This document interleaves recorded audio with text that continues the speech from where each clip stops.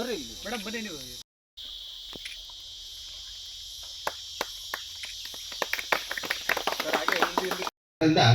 ಅದಾವ ಪೂರ್ವದ ಉದಾರ ಹೃದಯವು ನಮ್ಮ ನಿಮ್ಮಗಳ ಸಂಬಂಧ ಅನ್ನುವ ಹಾಗೆ ಎತ್ತ ನೋಡಿದರು ಹಸಿರು, ಸುತ್ತ ನೋಡಿದರು ಹಸಿರು, ನಮ್ಮಲ್ಲಿ ಹಸಿರು, ಕುಂತಲ್ಲಿ ಹಸಿರು, ನಿಂತಲ್ಲಿ ಹಸಿರು, ಮರದಲ್ಲಿ ಹಸಿರು, ಹಚ್ಚ ಹಸಿರಾಗಿದೆ ನಮ್ಮ ಮನಸ್ಸೆಲ್ಲ.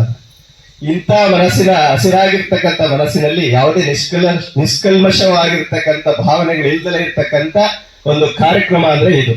ಇಂಥ ಕಾರ್ಯಕ್ರಮ ಆಯೋಜನೆ ಮಾಡಿರ್ತಕ್ಕಂಥದ್ದು ಬಹಳ ಅದೃಷ್ಟದ.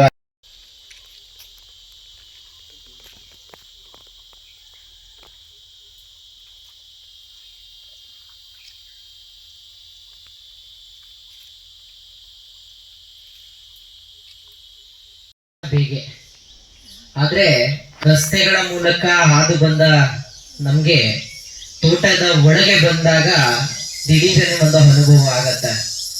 ಅದೇನಂದ್ರೆ ತಂಪಾದ ಅನುಭವ.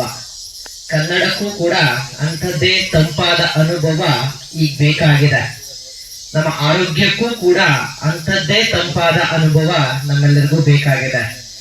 ಆಗ್ಲೇ ಗುರುಗಳು ಹೇಳ್ತಾ ಇದ್ರು, ಮಣ್ಣಿಗೂ ಕೂಡ ಅಂಥದ್ದೇ ತಂಪಾದ ಅನುಭವ ಇದೆ, ಆದ್ರೆ ನಾವದನ್ನ ಕೆಡಿಸ್ತಾ ಇದ್ದೇವೆ. ಮತ್ತೆ ಆ ತಂಪಾದ ಅನುಭವಕ್ಕೆ ನಾವೆಲ್ಲರೂ ಕೂಡ ತಗೊಂಡು ಹೋಗ್ಬೇಕಾಗಿದೆ. ಹಾಗಾಗಿ ಇವತ್ತಿನ ಈ ವಿಶೇಷವಾದ ಕಾರ್ಯಕ್ರಮವನ್ನ ಕೇಶವಮೂರ್ತಿ ಅಣ್ಣನವರ ತೋಟದಲ್ಲಿ ಹಸಿರಿನ ವನದ ಮಧ್ಯೆ, ಕಾಡು ಸಾವನದುರ್ಗ ಅಂತ ಹಾಗೆ ನೋಡ್ತಾ ಇರ್ಬೇಕಾದ್ರೆ ಇಲ್ಲಿಂದಲೇ ಸಮೀಪವಿದೆ ಅನ್ನುವಂತಹ ಮಾಹಿತಿ ನಮ್ಗೆಲ್ಲರಿಗೂ ಗೊತ್ತಿದೆ.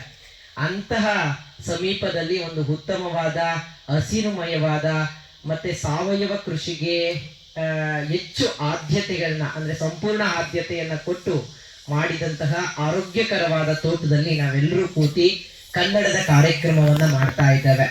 ಇಂತಹ ಸಂಸ್ಥಾಪನಾ ದಿನಾಚರಣೆಯ ಕಾರ್ಯಕ್ರಮಕ್ಕೆ ಆಗಮಿಸಿರುವಂತಹ ನಮ್ಮ ನಿಮ್ಮೆಲ್ಲರ ಪ್ರೀತಿಯ ಸಾಯಿಲ್ ವಾಸು ಗುರುಗಳಿವರಿಗೆ ನಮಸ್ಕಾರಗಳನ್ನ ಸಲ್ಲಿಸ್ತಾ, ಕನ್ನಡ ಸಾಹಿತ್ಯ ಪರಿಷತ್ನ ಅಧ್ಯಕ್ಷರಾಗಿ ವಿಶೇಷವಾಗಿ ನೆಲಮಂಗಲ ತಾಲೂಕಿನಾದ್ಯಂತ ಕಾರ್ಯಕ್ರಮಗಳನ್ನ ಮಾಡ್ತಾ ಇರುವಂತಹ ಪ್ರಕಾಶ್ ಮೂರ್ತಿ ಅಣ್ಣನವ್ರಿಗೂ ಕೂಡ ನಮಸ್ಕಾರಗಳನ್ನ ತಿಳಿಸ್ತಾ, ಹಾಗೆ ಹಿರಿಯರು, ಮಾರ್ಗದರ್ಶಕರು, ಹಾಗೆ ವಿಶೇಷವಾಗಿ ಅನೇಕ ಪುಸ್ತಕಗಳನ್ನ ಬರೆದು ನಮ್ಮ ನೆಲಮಂಗಲ